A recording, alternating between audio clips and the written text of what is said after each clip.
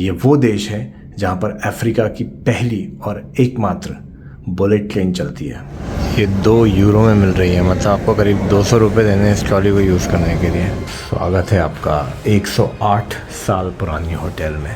जो लड़की जो ये सिम बेच रही थी ना, उसने सिम बेचने के बाद इधर उधर थोड़ा सा देखा कि ज़्यादा लोग नहीं हैं और फिर मुस्कुराते हुए बोली नहीं, उसने ये नहीं बोला। उसने क्या बोला बाद में बताता हूँ। एशिया एशिया एशिया 3 ट्रिप्स हम एशिया की कर चुके हैं, यानी कि कंबोडिया, अजरबैजान और बाली। बट अब मैं जा रहा हूँ दुनिया के दूसरे सबसे बड़े कॉन्टिनेंट अफ्रीका में। और अफ्रीका में कोई ऐसे ही टिपिकल क्लासिकल अफ्रीकन देश में नहीं दोस्तों, हम जा रहे हैं मोरक्को।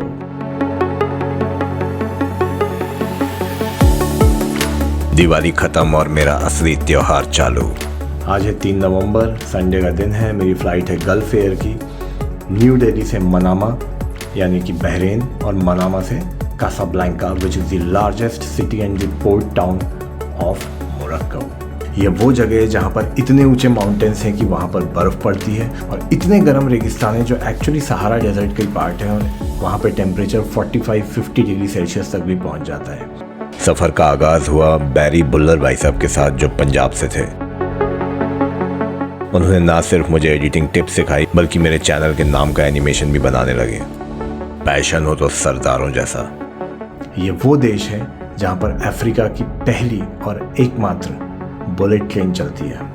मोरक्को वो देश है जहाँ पर बहुत ज़्यादा इंडियंस नहीं जाते हैं एज टूरिस्ट्स, लेकिन it sees more number of tourists. वहाँ पर इतने टूरिस्ट आते हैं जो इंडिया के एनुअल टूरिस्ट से ज़्यादा हैं। तो एक काफ़ी फेमस कंट्री है वैसे टूरिज़्म के लिए।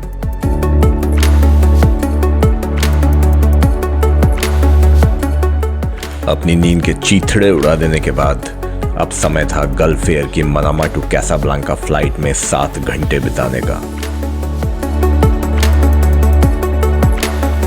कोई मुझे बताए ये कैसी फ्लाइट है जिसमें हर देश की मूवी है, लेकिन सारी मूवी अरेबिक में है, इवन इंग्लिश सबटाइटल्स भी नहीं। मजबूरन पूरी रात मैप देखते हुए गुजर गई।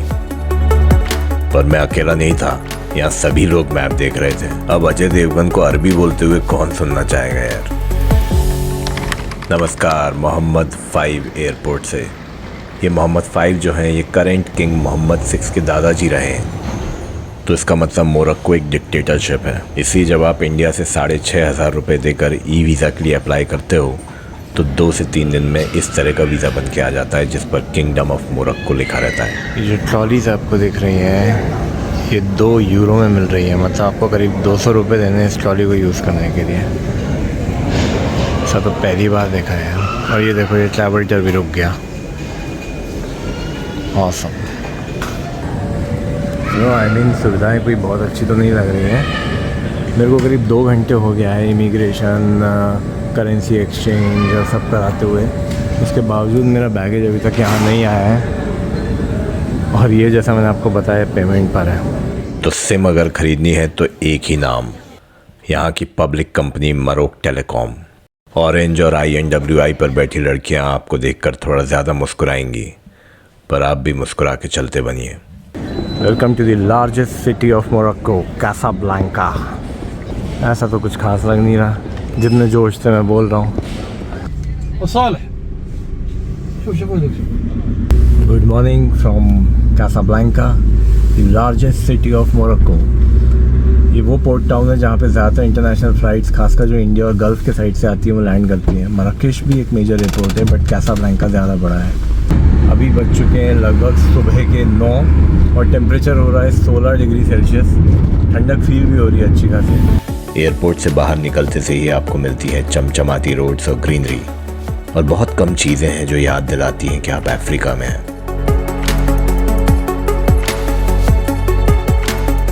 फिर आप मैकडॉनल्ड्स के बगल में अरेबिक लिखी हुई देखते हो, और फिर लोगों को फ्रेंच में बात करते हुए देखते हो, तो समझ नहीं आता कि यार है कहाँ आखिरकार।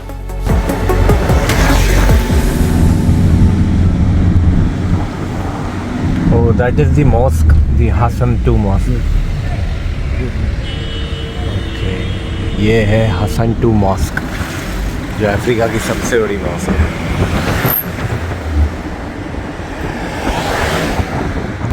ऑफिशियल टैक्सी सर्विस है। इसने मुझसे 2400 रुपये लिए हैं, मतलब 300 दिरहम, और जो डिस्टेंस था वो 33 किलोमीटर्स था। तो अब लग रहा है कि हाँ, मतलब इतने ज़्यादा भी नहीं है। शुरू में लग रहा था कि बहुत ज़्यादा है।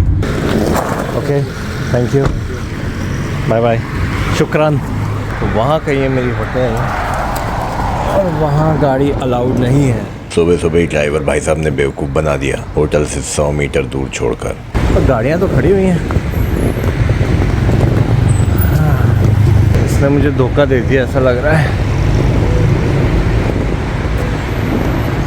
एक मूर्ख बने हुए इंसान का टिपिकल एक्सप्रेशन। कैसी जगह है यार ये।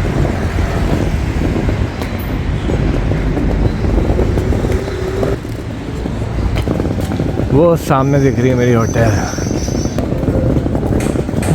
बहुत ही बेसिक सी है। ये जो सीढ़ियाँ दिख रही है ना, इनसे मैं अभी अपना ये बैग उठा के लाया। और मेरी किस्मत की बात है कि नीचे जो रिसेप्शनिस्ट है सादिया जी, उन्होंने मुझे फर्स्ट फ्लोर ही दे दिया। इससे पहले वो 4th फ्लोर दे रही थी। अब आप इमेजिन करो कि 4th फ्लोर पे मुझे जाना पड़ता वहाँ पे ये बैग लेकर। कोई एलिवेटर तो है नहीं। रूम नंबर क्या है? 102। लो,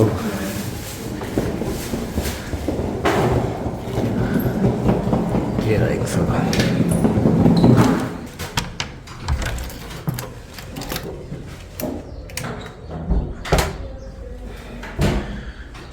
स्वागत है आपका 108 साल पुरानी होटल में।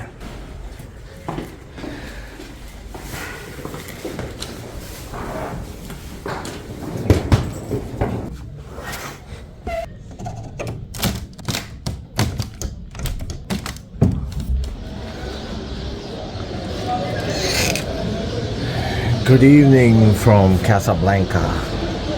तो यहाँ इन जनरल लोग थोड़ा ज़्यादा ज़ोर से बात करते हैं, ज़्यादा वॉल्यूम में बात करते हैं। तो शायद उनके बोलने का तरीका है या एक्सेंट है। तो इससे हम आते हैं इस पॉइंट पर कि यहाँ पे कौन कौन सी लैंग्वेजेस चलती हैं। तो आपको लगेगा अरेबिक कंट्री है तो अरेबिक ही चलती होगी, तो वो बात तो सही है। मोरक्कन अरेबिक जो है वो यहाँ की 1 of the 2 ऑफिशियल लैंग्वेजेस हैं। मतलब इसको यहाँ पे दरीजा बोलते हैं। दूसरी लैंग्वेज जो है वो यहाँ के ओरिजिनल मोरक्कन्स जो हैं, जो बहुत सेंचुरी से यहाँ पे रहते आए हैं, जिनको अमाज़िग लोग बोलते हैं, AMAZIGH, या बर्बर लोग भी बोलते हैं, उनकी लैंग्वेज है। उस लैंग्वेज को यहाँ पे तमाज़िग बोला जाता है। तो ये दो तो हो गई ऑफिशियल लैंग्वेजेस। और जो थर्ड लैंग्वेज है जो ऑफिशियल नहीं है लेकिन बहुत वाइडली बोली जाती है, वो है फ्रेंच। तो 3 लैंग्वेजेस हो गई कुल मिला के। मतलब आपको यहाँ पे फ्रेंच भी अगर अच्छी आती है ना, तो बहुत सारे लोगों से आप कॉन्वर्सेशन कर पाओगे। इंग्लिश अनफॉर्चुनेटली उतने लोग नहीं बोलते हैं, उतना वाइडली स्पीक नहीं करते हैं, तो कई जगह पे कम्युनिकेशन में मुश्किल जाती है। ये है मेरा रूम जो ऑलमोस्ट 1900-2000 रुपये मुझे मिल गया था। इस होटल की जो ख़ास बात है वो है ये है कि 1906 की बनी हुई है। मतलब करीब 118 साल हो गए इस होटल को। बाकी लोग जो है अभी तक यहाँ के ठीक ही लगे, मतलब ऐसा कोई ख़राब एक्सपीरियंस नहीं रहा। लेकिन हाँ, लैंग्वेज है यहाँ पर भी बैरियर, तो इंग्लिश बहुत ज़्यादा नहीं समझते, बहुत फ्लुएंटली नहीं बोलते हैं। तो आप ऐसे एक्सपेक्ट नहीं कर सकते कि आप इंग्लिश में एकदम से फटाफट बात करो, आपको फटाफट जवाब दे देंगे। ज़्यादातर चीज़ें इशारों पर ही चलती हैं। अब मेरा सफ़र अभी तक का कैसा रहा? भाई मेरी जो फ़्लाइट थी वो थी गल्फ़ एयर की। गल्फ़ एयर जो है वो बहरीन के थ्रू थी, तो New Delhi to Bahrain. Bahrain की कैपिटल है मनामा। फ़्लाइट टाइम था करीब 4 घंटे 45 मिनट। रात के टाइम में मनामा में लैंड हुआ। वहाँ पे करीब 2 घंटे का लेओवर था। तो वहाँ से फ़्लाइट थी कासाब्लैंका के लिए। It was a good flight. Boeing 737 था, बोइंग 787 था बल्कि। और मील्स बहुत फुलफिलिंग थी। 2-3 बार मील्स दी उन्होंने। सुबह जब मैं यहाँ पे लैंड किया 7:30 बजे, तो अंधेरा ही हो रहा था, तो which was kind of surprise to me. क्योंकि फिर मुझे पता चला कि सनराइज़ का टाइम आज 7:52 था। मतलब ऑलमोस्ट 8 बजे का सनराइज़ का टाइम था। मतलब विंटर्स चालू हो गई हैं यहाँ पर भी। हमारे इंडिया में अभी उतनी नहीं हुई है। कुछ कंट्रीज़ हैं जैसे यूनाइटेड स्टेट्स ऑफ अमेरिका और मोरक्को, मुझे पता चला, जहाँ पर एयरपोर्ट्स पे ट्रॉली यूज़ करने का पैसा लगता है। और थोड़ा बहुत नहीं, मतलब 2 यूरो था, तो करीब 200 रुपये जो है आपको ट्रॉली यूज़ करने का लगेगा। मतलब अगर आप थके आ रहे आए हो, आपके पास ज़्यादा लगेज है, 3-4 बड़े बैग्स हैं, तो आप कैसे कैरी करोगे ना? आपको 200 रुपये एसेंशियली देने ही है। मेरे साथ तो ऐसा कुछ नहीं था। एक बड़ा बैग था और एक डक बैग था, तो मुझे ज़रूरत नहीं पड़ी। मैं ऐसे पकड़ के ट्रॉली खींचने लगा तो मुझे किसी ने आके बताया कि no no no, it's payment, आपको पेमेंट करना है तभी आप इस ट्रॉली को अनलॉक कर सकते हो। दूसरी इंटरेस्टिंग चीज़ जो हुई, जो यहाँ की नेशनल टेलीकॉम कंपनी है मेरॉक टेलीकॉम, जो यहाँ की गवर्नमेंट कंपनी है, कवरेज टॉप क्लास है। अभी तक तो इंटरनेट जो है बहुत फर्स्ट क्लास चल रहा है। 300 दिरहम में, 300 मोरक्कन दिरहम, एक मोरक्कन दिरहम में अंदाजे से 8 रुपये के आसपास होते हैं, तो 300 मतलब 2400 रुपये के आसपास में मेरे को अनलिमिटेड 4G इंटरनेट मिला है। 5G यहाँ पर है ही नहीं मोरक्को में, और इंटरनेट अच्छा खासा चल रहा है, कवरेज भी अच्छा है। बट जो इंटरेस्टिंग चीज़ हुई वो ये हुई कि जब मैंने ई सिम एक्टिवेट कराई अपनी, तो जो लड़की जो ये सिम बेच रही थी ना, उसने सिम बेचने के बाद इधर उधर थोड़ा सा देखा कि ज़्यादा लोग नहीं हैं, और फिर मुस्कुराते हुए बोली, do you want to give me tip for that. मतलब ऐसा तो पहला ही एक्सपीरियंस हुआ है कि एयरपोर्ट पर ऑफिशियल काउंटर पर बैठकर एक लड़की जो है या कोई भी स्टाफ जो है वो आपसे टिप मांग रहा है जस्ट बिकॉज कि उसने एक सिम आपको लगा कर दी है। तो भाई मेरे पास तो सारे बड़े नोट थे उस समय, छोटा दिरहम था नहीं, तो मैंने कहा I am sorry I don't have a small dirham. बोली इट्स ओके, नेक्स्ट टाइम जब भी आप आए तो जस्ट ट्राई एंड रिमेंबर कि आप मुझे टिप दे दो। टैक्सी का फंडा यहाँ अजीब सा है, बहुत क्लियर कट नहीं है, बट हाँ 2 तरह की टैक्सी यूजुअली चलती हैं, ग्रैंड टैक्सी और पेटी टैक्सी। पर मैंने इन सब उलझनों में जाने के बजाय मैंने जो ऑफिशियल एयरपोर्ट टैक्सी वो कराई, वो भी काफ़ी महंगी थी। 33 किलोमीटर्स का रास्ता था, मतलब कैसाब्लैंका एयरपोर्ट जो सेंट्रल सिटी है उससे काफ़ी बाहर जाकर है, तो 33 किलोमीटर्स का मुझे 2400 रुपये किराया लगा, अगेन 300 दिरहम, जो काफ़ी ज़्यादा था मैं जानता हूँ। बट आते टाइम है ना, आप इतने थके रहते हो कि आप जस्ट होटल में चेक इन करके सोना चाहते हो, और आप किसी पेन में, किसी ट्रबल में नहीं पड़ना चाहते। सामान भी रहता है, बैग भी रहता है बड़ा सा, इसलिए मैंने ना ज़्यादा मगजमारी नहीं करी और मैंने फिर आ गया यहाँ पे। तो अब तक की तो कहानी यही है। अब आगे जैसे जैसे हम बढ़ते हैं मैं आपको बताता जाता हूँ। जेट लैग के बाद अब अच्छे से आंखें खुलेंगी। धुंध में डूबी हुई अफ्रीका की सबसे बड़ी मस्जिद और अफ्रीका की बुलेट ट्रेन का फर्स्ट क्लास ट्रैवल।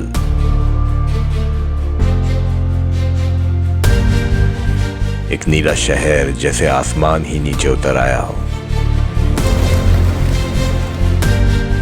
इंसान हो या खच्चर, जल्दी से सब आपकी तरफ दौड़ कर आने वाले हैं।